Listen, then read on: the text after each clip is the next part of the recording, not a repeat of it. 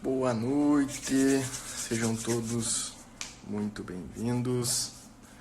Boa tarde, boa noite, já está escurecendo. Esperar o pessoal ir entrando. Magister entrou, vou conseguir fazer a chamada aqui. João, todo mundo vai começar a entrar agora. Matheus, todos bem-vindos. Vamos chamar então o professor Magister Cristian. Todos muito bem-vindos, boa noite a todos. Vamos lá. Boa tarde para alguns, né? Muito Opa, bem, boa noite, estamos aí. professor.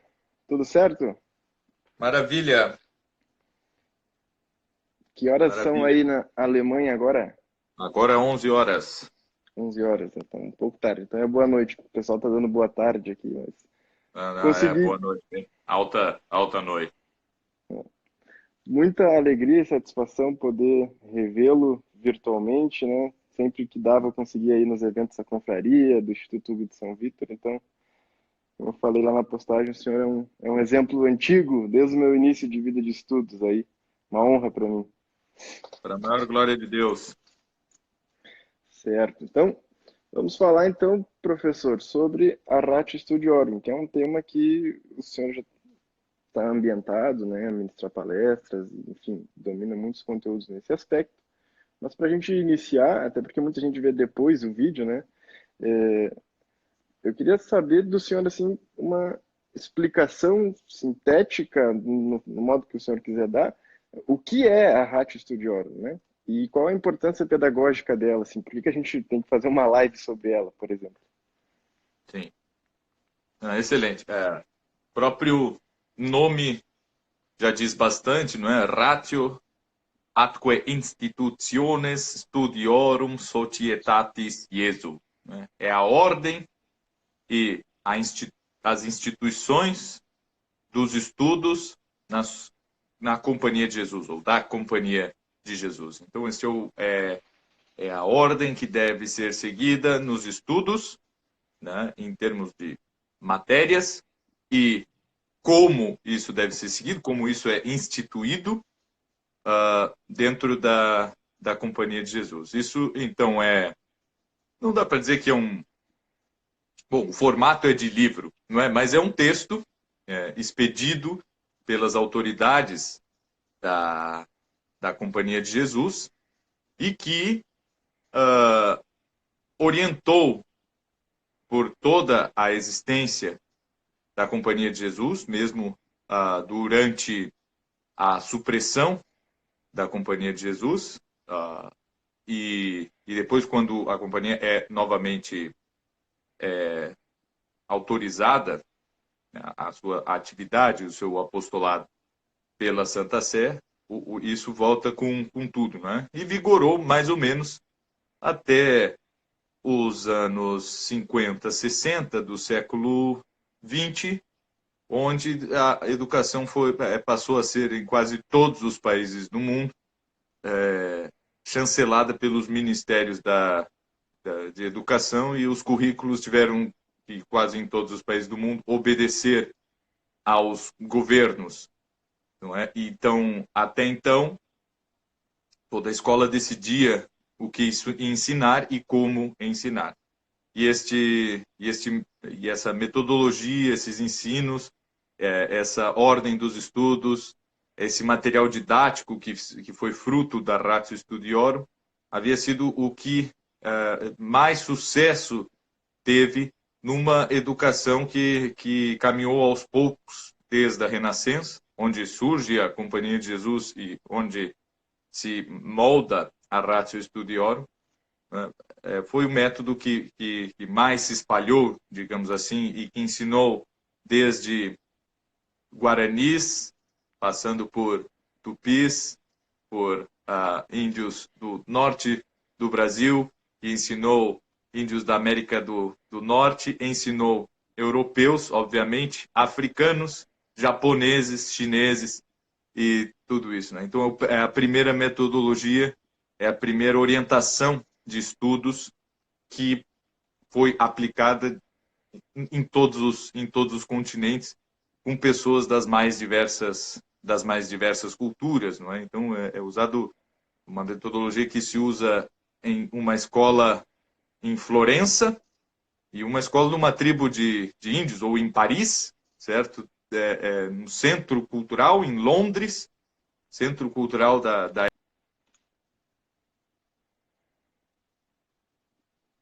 onde nem mesmo um edifício escolar há, certo? É usada por jesuítas dando aulas embaixo de árvores. Então, isso, só por isso, não é? Sem entrar nos méritos ou deméritos dessa metodologia, só por isso já vale a pena um olhar atento. E quando se estuda a história da pedagogia, chega a ser ridículo o que há ali, não é? Se pegarmos aí qualquer livro de história da educação que é usado hoje nos cursos de licenciatura, no Brasil, pelo menos, ali um capítulozinho em que fala alguma coisa do tipo: a educação jesuítica era focada na catequese. Bom, chega, né? Assim como na história da literatura, certo? A literatura jesuítica era focada na catequese, né? Sendo que nós formos olhar para um poema que é atribuído a São José de Anchieta como De Gestis Mendi de Sa, que é uma epopeia escrita em versos virgilianos, né, em latim, contando a expulsão dos franceses do Rio de Janeiro. Eu tenho uma Aí, ó, edição antiga aqui que eu consegui. maravilha. Sensacional. É uma maravilha mesmo. E Gigante o livro. isso aí é tão focado na catequese quanto sei lá, os sertões, ao qualquer outro livro de literatura brasileira, não é? É universal. E que, se fosse focado na catequese, toda a ação do cristão é focada na salvação das almas. E se a pessoa trabalha com educação, tem que focar nisso. Se ele é artista, se ele é escritor, se ele é político, se ele é qualquer coisa, esse é o foco. Então, pronto, isso aí nunca é nenhum demérito, não é? Mas, resumindo, a Ratio Studiorum é a primeira, o documento que institucionaliza pela primeira vez uma educação completa e que se proponha a melhor de todas também. Isso sempre foi, isso está no espírito inaciano, né? Se não é para ser o melhor, não vale a pena, porque Santo Inácio, como ele mesmo diz, certo? Deus usou da soberba e da vanglória dele, não é? Por um lado bom, não é? Se tu és tão vanglorioso, tão soberbo, então eu vou querer de ti, Inácio, não é? Isso é pela voz de Santo Inácio, Deus falando com ele: eu vou querer de ti que tu seja maior do que todos os santos, não é? E busque superar São Francisco, São Domingo e outros fundadores, não é? E Santo Inácio faz essa confissão dizendo: eu quis ser o melhor, certo? E, no princípio eu me converti para poder superar aqueles homens. Eu li a vida de São Francisco, li a de Santo Inácio e a de São Domingos e disse: eu serei maior ainda, certo? Eu farei mais ainda do que eles. Mas esse espírito se mantém, não é? Por vezes com maior retidão de intenção, por vezes com menos, mas isso se mantém na companhia de Jesus. E pensar: bom, se nós vamos aqui trabalhar com educação, nós temos que ser os melhores professores e temos que ter as melhores escolas. Não basta assim só fazer uma coisa boa, só ser assim. Quais são as melhores escolas? Tem a escola lá na Saxônia, os luteranos estão tendo, né? Ou em Oxford ali, os colleges estão tendo bastante sucesso. Não, vamos ver o que eles estão fazendo e vamos melhorar ainda mais, né? Vamos superar sempre. Vamos ser os melhores em tudo. Certo? Isso que algo que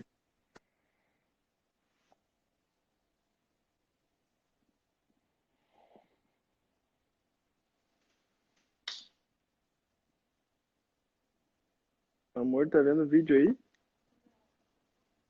Deu uma travada aqui, vocês estão me escutando? Alô? Deu uma travada. Escutando aqui, quem tá na live, caiu. Alô, o professor Christian caiu, mas vocês me escutam, quem tá? Ele travou, eu não. Ele vai voltar já. Deve ter dado um probleminha lá pra ele. Achei que era a minha internet que anda me sacaneando. Vocês me escutam? Estão aqui. Ah, beleza. Não, certo. Ele já vai voltar já. Deu uma leve caída aqui, mas ele voltará. Nós estamos falando sobre a Ratio Studiorum, certo? Estamos falando sobre esse programa pedagógico, educacional, e esse programa que foi fundado pelos jesuítas, capitaneados por Santo Inácio de Loyola, um grande santo da igreja. Aí, o professor Cleiton está voltando. Muito bem, Aí, voltou. perfeito. Espero que não aconteça mais. Eu vou mudar para o 4G aqui. Ah, certo. Deu uma travada aí. Não sei se o pessoal está me escutando. Vai voltar. Problemitas de live. Que acontece. Por favor, digam aí nos comentários se vocês me escutam.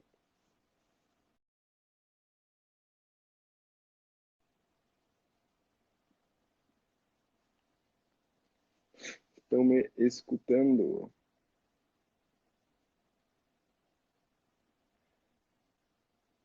Deu uma caída, mas ele vai botar no 4G que vai voltar. Até na Alemanha temos problemas de conexão, certo? Não é só nosso aqui no Brasil. Quem diria? Na Alemanha isso acontecer. Vamos lá, vamos lá. Agora vai. Agora vai. Agora foi. Muito bem. Esperamos aí que dê tudo E- certo. É Sim, sempre assim, quando a gente começa a falar demais de Deus, aí sempre cai, assim. Se eu estou ali falando sempre, de cara. literatura pagã e tal, Homero e tudo, nunca dá problema. É Eu, assim. eu ia brincar que é maldição do brasileiro, aonde ele tá, a internet cai, dá algum problema de conexão, né? Uma coisa de louco. O cara pode estar em qualquer país do mundo, nos Estados Unidos, no ápice de Nova York, vai começar a cair a internet do Ah, cara. sim, Coisa de louco. Mas exatamente.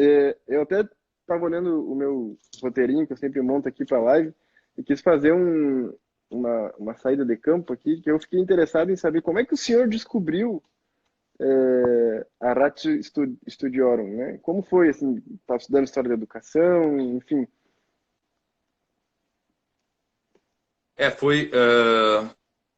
Foi pelo estudo de História da Educação. Eu sempre tinha me chamado muita atenção a, a Companhia de Jesus, né? Pela própria presença aí no Rio Grande do Sul, não é? A gente cresce quando a maioria das escolas, e aonde eu estudava não era diferente, mas eu devia ter uns 11, 12 anos, e a gente fazia aquela viagem famosa que o pessoal em várias escolas do Rio Grande do Sul fazem, em Santa Catarina também, vão visitar as missões jesuíticas, não é? As ruínas de São Miguel e Santo Ângelo e tal, de toda aquela região dos sete povos, não é? Que eram os sete povos orientais, como se chama, que são os que ficam aqui no Brasil. Na época era a Espanha, não é? O Rio Grande do Sul, aquela parte ali ainda não estava definida como território português. Mas isso aí sempre, aquilo ali sempre me ficou muito na mente, assim, foi uma viagem bastante importante na minha infância e sempre fez com que alguma coisa, não é, da Companhia de Jesus calasse fundo assim no meu peito e ainda cala essa espiritualidade inaciana, não é? E, e aí depois, estudando um pouco de história da educação, eu fui assim, bastante tarde até chegar nos jesuítas, porque a minha área, em princípio, sempre foi mais artística, mais música e tal. E os jesuítas, se tem uma coisa que quase não é falado, na verdade não é falado na Ratio Studiorum, o que é bastante admirável, e mesmo na história da Companhia de Jesus, é a presença da música, não é, na formação, muito diferente dos beneditinos, por exemplo, que sempre foram músicos e sempre tiveram o canto como uma das principais disciplinas desde que a ordem existe, não é? Isso passa muito para as ordens mendicantes também. E os jesuítas nunca apareciam, nunca figuravam como sendo uma ordem onde se cultivasse a música. E realmente não é. Nós temos comparado, temos grandes trabalhos de jesuítas sobre a música, mas comparados com todas as diversas áreas com que eles fizeram, com a literatura, a retórica, as letras em geral, letras clássicas, né? Lembrando que o primeiro, não é só o primeiro dicionário de Tupi-Guarani, né, de Tupi e de Guarani, que existe, feito por jesuítas e dicionários, gramáticas e obras, poemas escritos nessa língua, mas a primeira gramática, o primeiro dicionário japonês foram escritos por jesuítas. Os primeiros contatos mais acadêmicos que o Ocidente teve com o chinês, com línguas com o próprio sânscrito, não é? E línguas da Índia. Então, eles tinham um trabalho nessa área de filologia, de letras, muito mais intenso do que com música. Então, fui descobrir um pouco mais tarde. O que havia me interessado mesmo era a educação antiga e depois medieval das artes liberais, né? E buscando sempre materiais, a gente vai chegando aos poucos na Renascença, né? Buscando obras didáticas e que tratassem mesmo das disciplinas individualmente, das artes liberais. A gente vai chegando cada vez mais perto da Renascença, e aí eu descobri a obra, não me lembro como, direi de Juan Luis Vives, que é um contemporâneo de Erasmo e São Tomás More,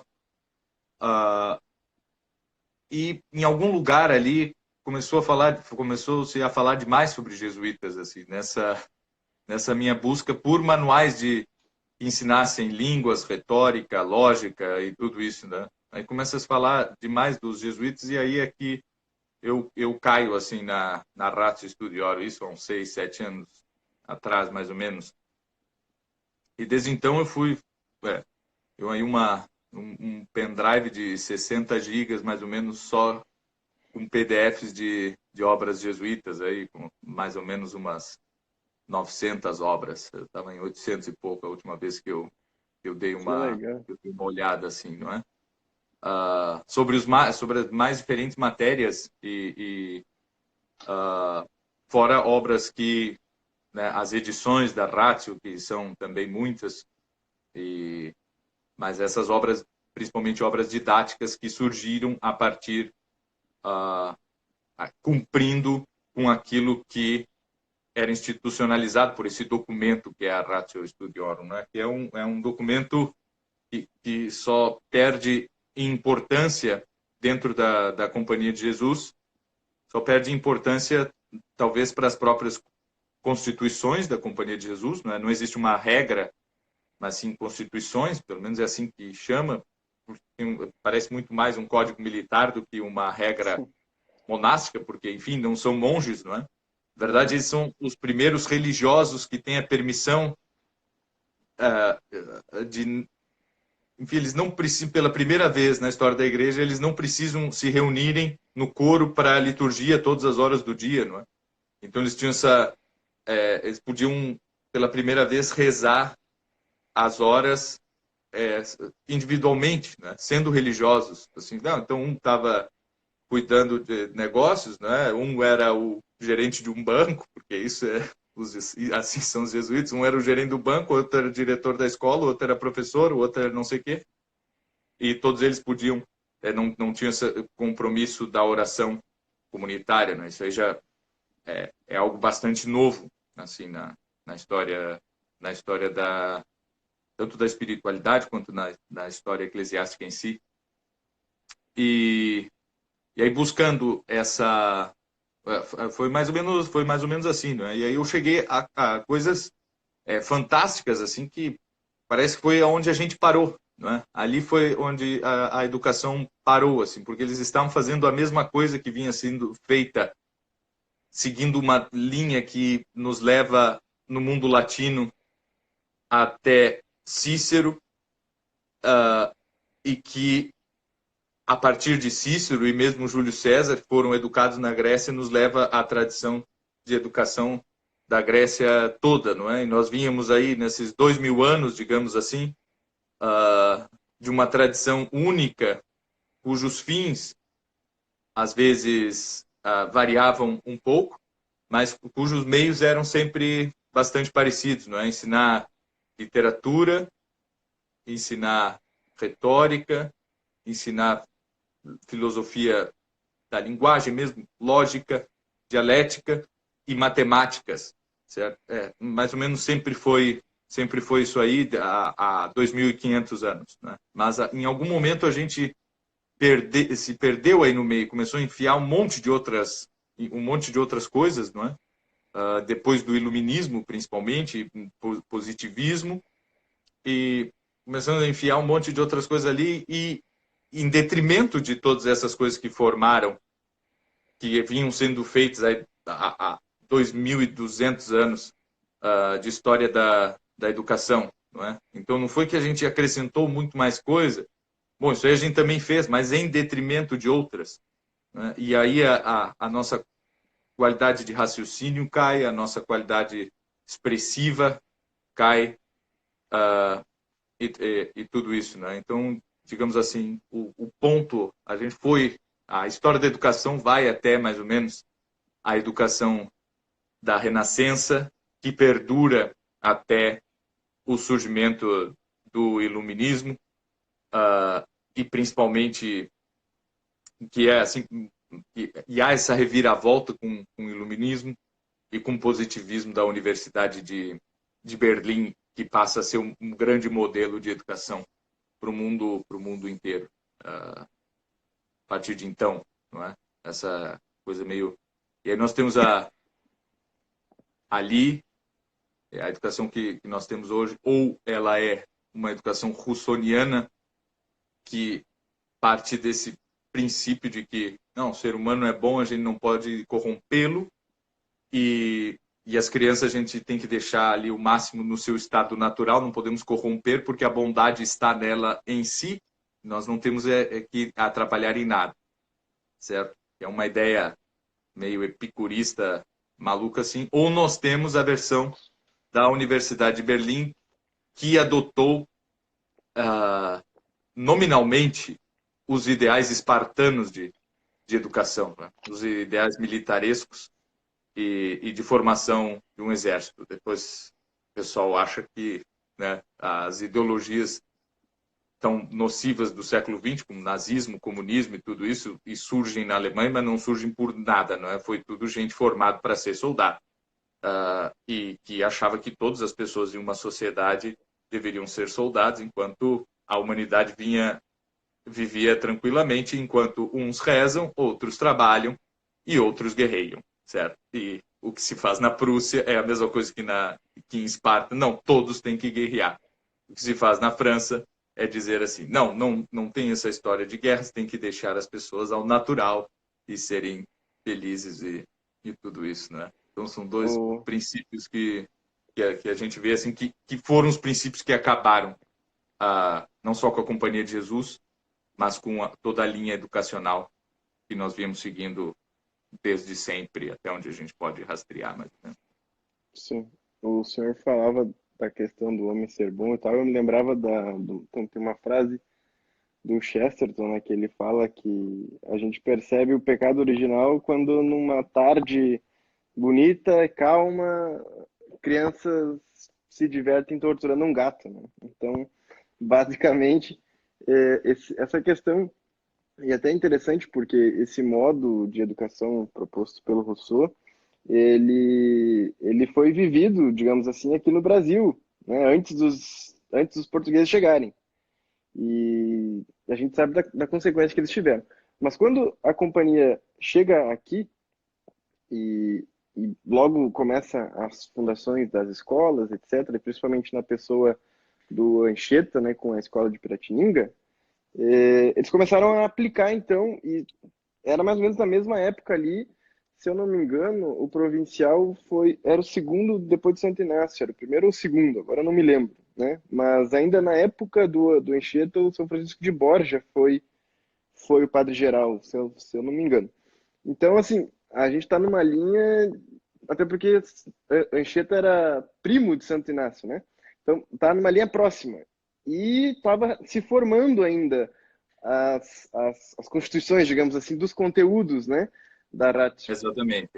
Isso aí, ela não. Ela não estava fechada ainda, né?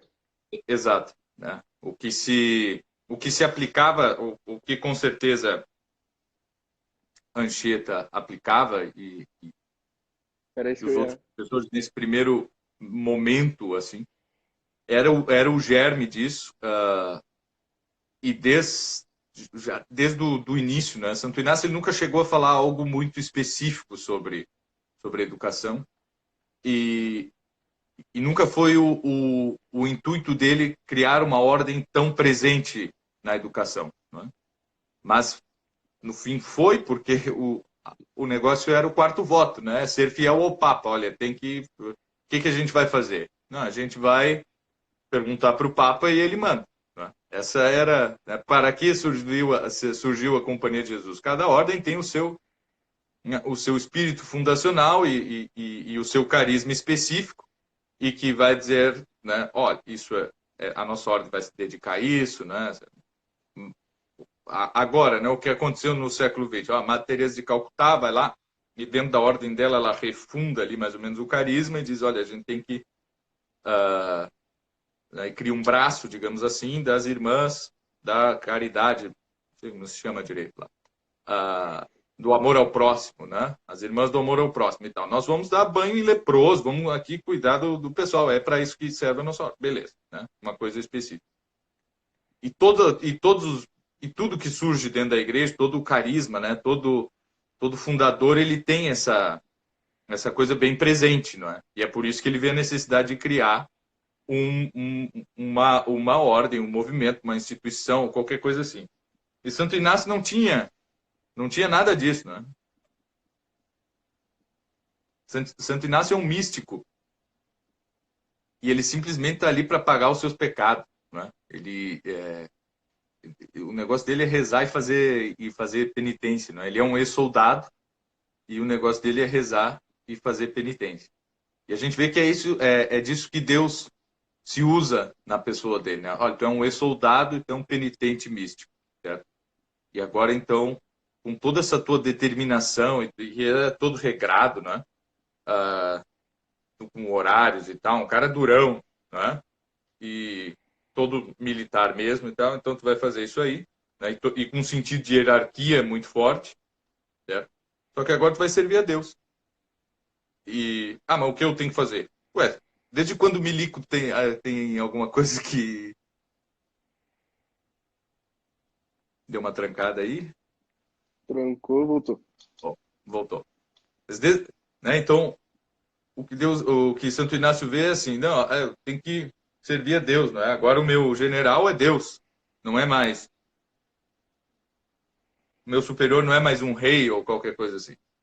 Mas o que Santo Inácio queria fazer? Mas digo, quando que um milico sabe o que ele quer fazer? E não é o papel do militar saber o que ele quer fazer, ou ter uma ideia, ou ser criativo, ou ter... Não foi nada disso, né? E Santo Até Inácio fez o que... porque a única coisa que ele queria fazer, ele não conseguiu, que era ir para Jerusalém e fazer missão lá.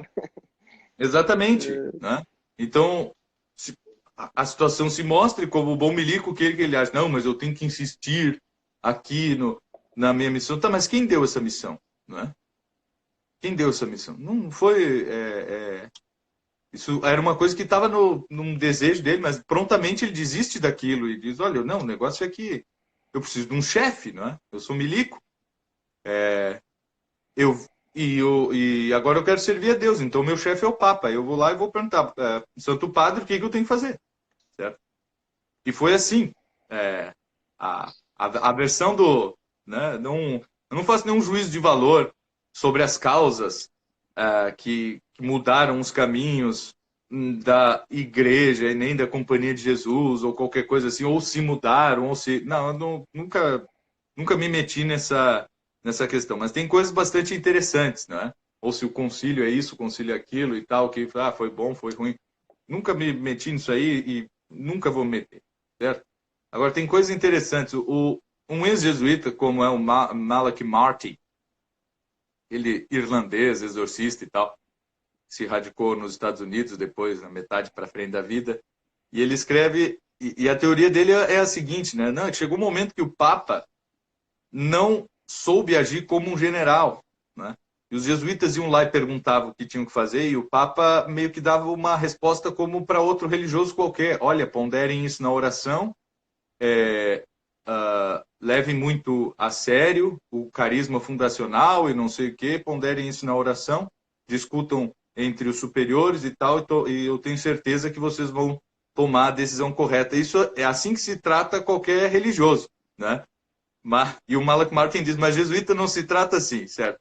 O Papa tem que dizer, há uma ordem, né? Amanhã na minha mesa tal e tal relatório, assim, assim, assim, certo? Vocês estão proibidos de fazerem isso e tal. E tanto isso aconteceu no século XX quanto antes da supressão, não é? Foi mais ou menos assim. Eles iam indo, né? Iam fazendo as coisas e tal, e sempre precisavam dessa ordem. Porque é assim que um exército funciona, não é? A gente não vê o mesmo exército alemão da Primeira Guerra Mundial, certo? Os oficiais eram todos suboficiais na Primeira Guerra Mundial e depois se tornam oficiais. Eles estão servindo a causas diferentes, certo? Mas estão cumprindo a sua missão, porque um soldado ele é treinado para fazer isso. E o jesuíta ele sempre foi treinado para fazer isso, né? Para obedecer, assim. Mas quando começa a missão no Brasil, muito cedo, né, com Santo Inácio recém-morto, e ali ainda não existe, né? A Ratio Studiorum, a primeira forma do documento, ela demorou 50 anos para ser composta, né? E assinada pelo Acquaviva, que era o provincial, o primeiro italiano, o primeiro não espanhol. Por mais que Santo Inácio era basco, não é? E bascos não são tão espanhóis assim, não é? Santo Inácio, o Acquaviva era italiano, e foi ele quem assim deu a forma final, né, como provincial, mas não foi ele que redigiu e tudo isso. Ele era o provincial no momento em que o documento tomou a forma final, depois de 50 anos, certo? Baseado em quê? Baseado em professores como São José de Anchieta, que tinham, como bom milico, né, enviar relatórios detalhados das atividades, não só catequéticas, mas também educacionais, né? Então, a experiência aqui para o ensino de latim é essa e essa e essa, né? Aí, ao mesmo tempo, ele recebia um documento do Japão, né, dizendo, olha, aqui nós estamos aqui ensinando retórica e tal. O outro lá na Rússia mandava, olha, aqui estamos assim, assim, assim, fizemos isso, montamos a escola dessa forma e tal. E baseado na experiência de professores espalhados já pelo mundo, não é? Desses missionários professores, formados na sua maioria em Paris, onde também Santo Inácio havia estudado, então se recebe muita influência do que se fazia no Colégio Santa Bárbara, principalmente, junto à Universidade de Paris, e da educação dada pelos irmãos de vida comum, não é? Da Devotio Moderna, do qual o mais conhecido expoente talvez seja Tomás à Kempis, né, da imitação de Cristo. Eles também tocavam escolas e tal, ali pela França e os Países Baixos. Então, baseado nessas experiências de todos esses professores, não é, no mundo inteiro, é que se formou esse documento. Né? É um documento bem fechado e bem rígido, certo? Que hoje nós diríamos, em certa medida, autoritário. Não é? Se o governo fosse emitir ele tem mais especificidade, muito mais, do que qualquer Ministério da Educação jamais sonharia. A grande diferença é que ele é mais universal do que os que se propõem a serem apologetas da educação universal, porque ele é para todas as pessoas do mundo, né? Ele é adaptado para que todos aprendam, independente da sua língua materna, condições pregressas culturais e tal. Não, ele é para todos, né? E a outra diferença é que ele quer ser muito melhor do que todas as outras correntes pedagógicas que existiam ali na Renascença, já início do século XVII, não é? Início, uma mudança de cultura, já caminhando para a cultura mais barroca e tal. Então, não é uma coisa assim, não, vamos sentar aqui, vamos elaborar um documento aqui rápido, junta aí uma comissão e vamos fazer. Não. Ali, claro, tinha uma comissão em Roma que estava responsável por analisar toda a experiência de vários professores ao redor do mundo.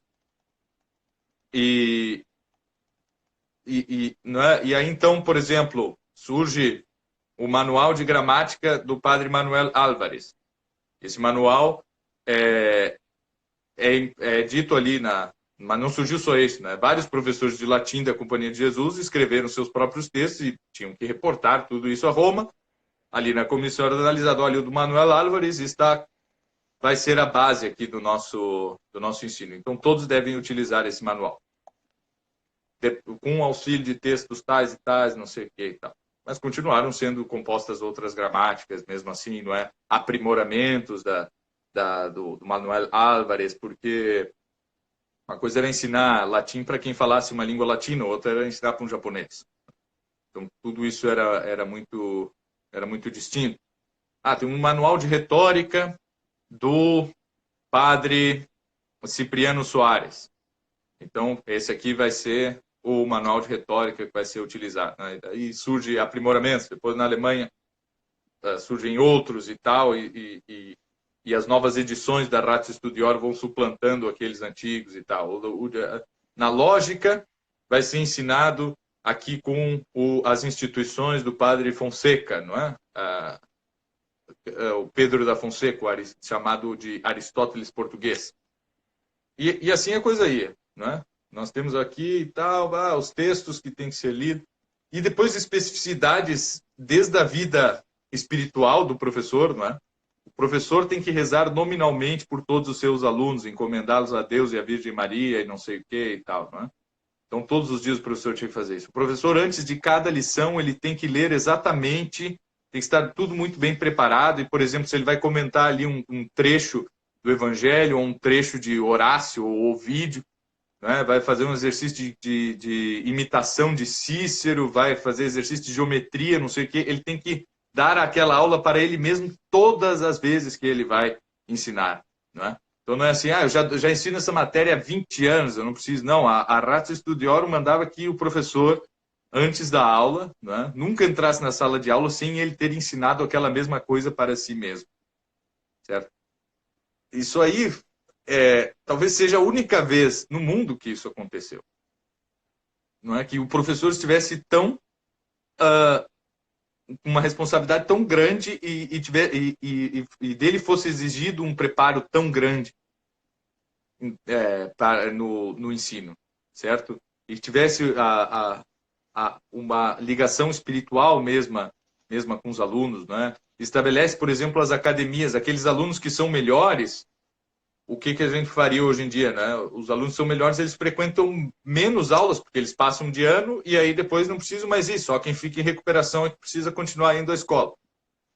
Aí a Ratio Studiorum faz o contrário. Olha, se o cara é muito bom em digamos, grego, ele vai ter mais 2 horas por semana de grego. Não é? Os alunos muito bons vão ser reunidos numa academia com um professor e ali eles vão estudar mais 2 horas, né? Vão ir além daquilo que eles já faziam. Que é algo que a gente perdeu totalmente, não é? Quem mais passa tempo estudando é quem menos tem talento hoje em dia. E os alunos de talento, para que isso possa nivelar, né? Todo mundo por baixo, né? Então tu pega o cara que é bom, ele está aqui, e ele estuda 5 horas, e o cara que é ruim, então ele põe o cara ruim a estudar 10 horas, aí eles ficam, não é, no mesmo lugar, assim, certo? Mas enquanto que o cara que é bom, ele poderia ter ido adiante, certo? Com certeza poderia ter ido adiante. Isso é uma das coisas que na Ratio Studiorum é bastante presente, esse incentivo. Não é? Depois tem sistema de premiações, não é? Que os alunos ganham, sei lá, sobremesa, ganham um livro, ganham não sei o quê, certo? De acordo com as suas notas, né? Depois tem uma cerimônia onde vão receber medalhas e tal, nessas emulações todas que acontecem com os alunos. Isso aí tudo é descrito na Ratio Studiorum. Ela não deixa de ser militar, não é? Mas para formar um soldado do exército de Jesus, né? Da companhia, e a palavra companhia já é um termo militar. Não existe outra companhia na igreja. Companhia é isso aí, assim, é o batalhão, certo? Hoje nós entenderíamos melhor por batalhão. Batalhão de Jesus.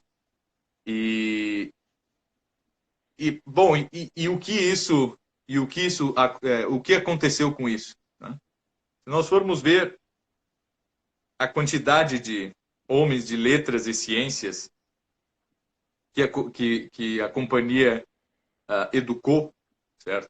E muitas vezes não se tornaram jesuítas. Depois terminaram aquilo ali, discerniram a sua vocação e foram fazer outras coisas.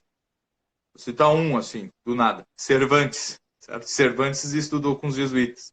Certo? Maior orador da língua francesa, Bossuet. Depois foi ser padre diocesano. Acho que até bispo também. Estudou com os jesuítas. Certo? O Shakespeare francês, não é? O maior dramaturgo da língua francesa, Molière, estudou com os jesuítas. Poeta da língua espanhola, diversos ali, né? Mais modernamente, assim, nós temos físicos e diversos homens de ciências que estudaram com os jesuítas, certo? Então, um exemplo no Brasil, bastante recente, é o Mário Ferreira dos Santos. O pai dele, que era anticatólico, maçom e tudo, né, lá em Pelotas, pegou o Mário Ferreira e levou para a escola dos jesuítas e falou com o diretor, falou com o padre reitor do colégio e disse, olha, eu sou maçom e tal, mas eu tenho certeza que é aqui com vocês que o meu filho terá a melhor formação. Eu não tenho dúvida disso. E não vou me opor a nada que vocês ensinarem a ele. Né? Não vou me opor se ele vier a ser católico, não tenho problema nenhum com isso. Certo? Então, deixou, assim, deu a liberdade, deu a plena um voto de confiança para os jesuítas. E querendo ou não querendo, né, a coisa descambou, assim, no século XX de uma forma... Tanto que uma brincadeira que surgiu, né, uma anedota, assim, surgiu lá no Instituto Hugo de São Vitor, e a gente foi aumentando, uns deu a ideia ali, todo mundo foi aumentando, que é a seguinte, né? Pô, o pessoal chama São Miguel das missões de as ruínas jesuíticas, não é? Aquilo é a glória jesuítica. As ruínas é o Anchieta e a Unicinos, né? Ou a PUC do Rio, é o Catarinense, Florianópolis, é o Medianeira, em Curitiba. Isso são ruínas jesuíticas, certo? No pátio do colégio é a glória jesuítica. As ruínas de São Miguel são a glória jesuítica. E, e a cultura brasileira inteira, se nós vamos pensar, se nós falamos assim de cultura brasileira, até o Marquês do Pombal, existe um país jesuítico. Certo? Tudo o que foi feito em termos culturais e espirituais dependeu, em maior ou menor grau, da presença da Companhia de Jesus. Não só no Brasil, mas talvez em toda a América Ibérica. Certo? Em certo grau, dependia disso. Dependia das suas bibliotecas, dependia das suas escolas. Havia outras escolas, com certeza, certo? Havia outras ordens e tal, que depois tiveram, inclusive, muita dificuldade para dar conta do buraco que foi criado. Primeiro com a expulsão dos jesuítas do Brasil e depois, logo depois, com a supressão da ordem. Não é? Aquilo ali ficou um buraco enorme, certo? Salvo, muitas vezes, por exemplo, pelos oratorianos, cujo documento, né, dentro da ordem do oratório de São Felipe Neri, é uma cópia, assim, o que eles fizeram? Como é que nós vamos organizar as escolas, né? Os bispos estão pedindo para que nós assumamos aqui as escolas, né? Cara, copia aí o que os jesuítas estão fazendo, e então tem lá os documentos. Ou o colégio que passou para a diocese, né? A diocese de Olinda, por exemplo, copiou a Ratio Studiorum em português e lançou aquilo ali como documento oficial das escolas da diocese, né? E a formação dos seminários e tudo isso, né? Então, porque também formavam também muitos clérigos religiosos e sacerdotes diocesanos ou religiosos nos seus seminários, nas suas depois universidades e tudo isso, né? Então, assim, existe a Ratio Studiorum, ela é realmente a fonte, é uma fonte da nossa cultura toda. E a impressão que eu tenho é que quanto mais nós nos voltamos contra isso, quanto mais nós nos voltamos no Brasil e na América Ibérica inteira, talvez inclusive na Europa, eu diria, quanto mais nós nos voltarmos contra essa visão inaciana do que é a educação, mais nós estamos nos voltando contra a nossa própria origem, porque não tem outro meio, não é? É fantástico o trabalho que os beneditinos fizeram em termos de educação, claro que sim, né? Eles são os fundadores da educação cristã, no melhor sentido, não é? Que nós podemos imaginar. Mas a praticidade, a eficácia que tiveram os jesuítas é algo que nós não podemos deixar de lado, nós não podemos esquecer. Quanto mais nós nos afastarmos disso, esquecermos de que a cultura do Brasil é inaciana, a cultura da América Latina é inaciana, mas nós estamos indo para o caminho errado.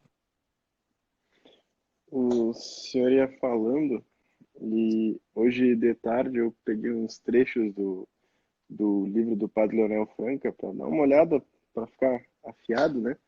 E aí é um bombardeio de informação, é um monte de coisa que ele vai explicando ali, até eu indico para o pessoal adquirir. Vocês editaram também, né? Eu tenho... Isso, não, é a versão edição do Instituto Hugo de São Vitor, né? Isso aí. Tem outras aí e tal, que eu não vou nem dizer e tal, que é a concorrência. Que o Júnior tem aí não é a melhor. Eu tenho... Quando vocês soltaram, eu já tinha uma. Mas aí esse aqui eu peguei de vocês, ó. Não, tá bom. Não, espetáculo, né? Inclusive, eu tenho aqui... Isso aqui vai dar uma alegria imensa pro senhor aí. Eu tenho o Novo Testamento, né?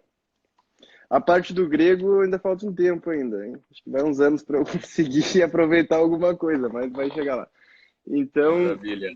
Eu estava lendo daí esse livro do Padre Leonel Franca, que é um espetáculo, é muito bom, né? E aí quem quiser ver bem assim a grade curricular, a questão do ensino, como é que funcionava nos períodos, como é que ia a gramática, humanidades, retórica e tal, eu indico que leia por lá e que compre a edição do Instituto Hugo de São Vitor aí, Isso. Inclusive, o senhor está na Saxônia, né?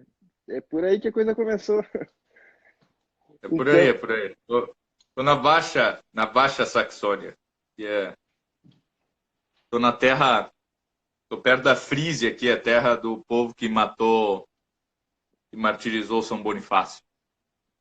caramba. E é só gente boa. Uma última pergunta, porque a live tem 1 hora, só e daí o Instagram cai, era sobre se o senhor acha que existe alguma forma de se aplicar novamente, né, esse tipo de educação para o Brasil, porque na verdade o que as pessoas hoje sofrem é você olha para a situação e se sente paralisado, né? Não tem o que ser feito. Assim, como é que o senhor olha em poucos minutos para nós não derrubar no meio aí essa situação? Sim. Vamos ver aqui quanto tempo eu tenho. Tá. Olha, eu ficaria muito feliz se 2, 3 professores, né, se propusessem a fazer isso e não fossem impedidos pela legislação e pelos governos e coisas assim. Eu não estou nem pedindo que se considere aplicar isso em grande escala, não é? Ou que os colégios, que o Anchieta, o Catarinense e o Medianeira, que são os que eu conheço, né? Na região sul do país, se propusesse a voltar com isso. Não estou pedindo nada em larga escala, não é nessa forma.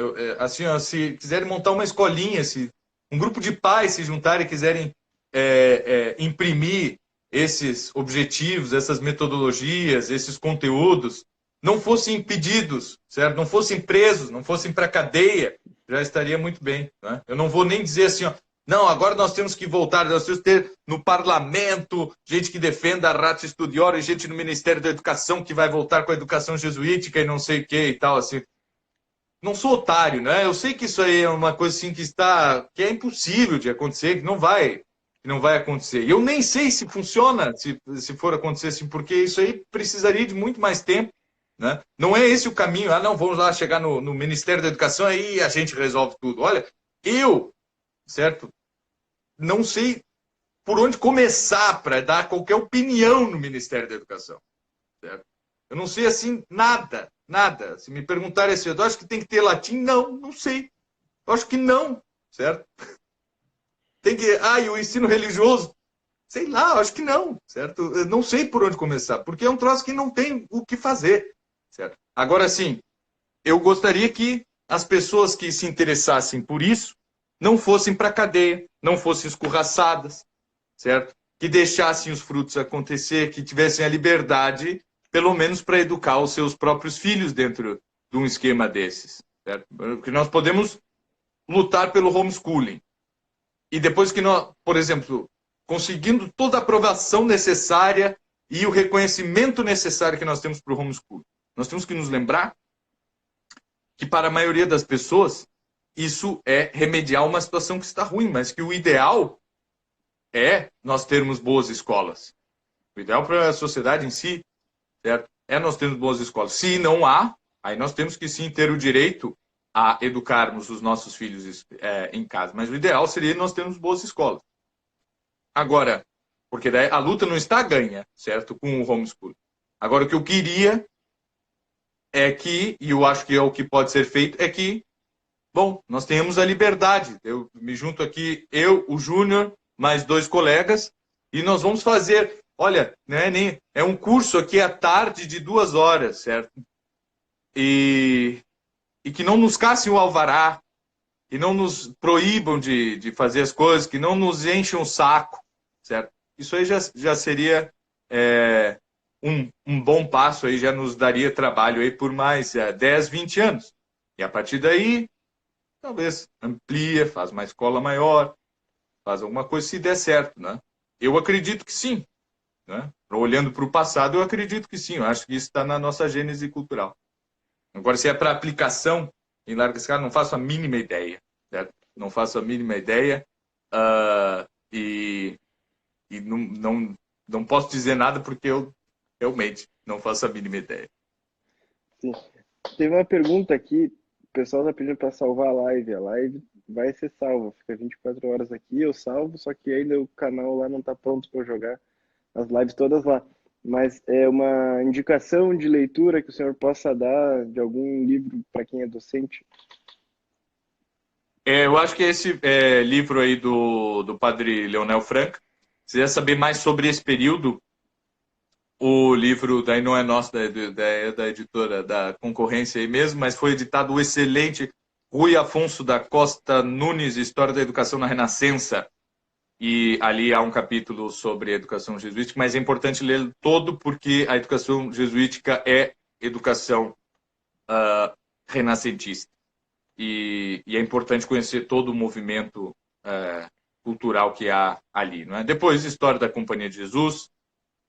Mas, antes de tudo, eu acho que ler a autobiografia de Santo Inácio é importante, senão é meio vão, assim, é meio... não se, sem entender o espírito inaciano, é difícil de entender depois a educação jesuítica inaciana, educação proposta pela Ratio Studiorum. Faz tempo que ninguém edita a autobiografia de Santo Inácio numa edição novinha, né? Merece, merece. Merece. Ó, fica aí, ó, para a minha biblioteca católica tá aí a chamada na chincha aí. Eu encho o saco do Baso todo dia quase para ele fazer isso aí, mas ele tá relutando comigo ali. Tchê, te agradecer muito aí mais uma vez, mandar um abraço para toda a família. Eu e minha esposa aqui, a gente sempre acompanha os vídeos dos cantos, etc. Né? E ela tá seguindo também a sua esposa, tá me falando da gravidez e tudo. A gente também aqui engravidou, graças a Deus. Então, um abraço aí de toda a nossa família. Temos 3 meses de família, mas já podemos mandar um abraço de família para a família agora. Igualmente, igualmente. Muito obrigado a todos. Obrigado, Júnior, pelo convite. E desculpe a minha cara de sono, assim, é quase meia-noite aqui. Com criança pequena a gente acorda cedo, então posso estar sendo meio lento e cara de sono, mas né, vamos seguir em frente.